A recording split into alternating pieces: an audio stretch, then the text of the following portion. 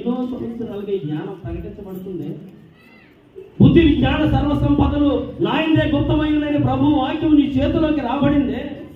పోపుల చేతిలో ఉండిపోయిన పరిశుద్ధ గ్రంథాన్ని ప్రాణాలకు తెగించి ఇదిగో మనం పేరు పెట్టుకున్న లోధన గారు వందల సంవత్సరాల క్రితము వారి కబంధాస్తాల్లోంచి వారికి మాత్రమే తెలిసిన వాక్యాన్ని ప్రజల్ని మోసం చేయడానికి పాప పరిహారార్థ పత్రాలుగా అమ్ముకుంటున్న వాక్యాన్ని అలా కాదు, ఈ సత్యం అందరికీ తెలియాలి, అందరి చేతిలో పరిశుద్ధ గ్రంథం ఉండాలి అని ఆయన ప్రాణ త్యాగం చేసి ఆ పరిశుద్ధ గ్రంథంలోని విలువైన మాటలు 95 సూత్రాలు ఆ గోటన్బర్గ్ చర్చికి బహిర్గతంగా అందరికీ తెలిసిలాగా ఎగ్గొట్టాడు.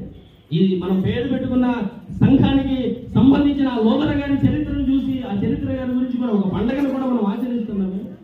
పరిశుద్ధ గ్రంథాన్ని ఎన్నో 2022 సంవత్సరాల క్రితం నుంచి దేవుడు వచ్చిన కాడి నుంచి ఆ మాటలు వింటూనే ఉన్నామే. మరి దేవుని కోసం నువ్వు ఎలా సిద్ధపడ్డావు?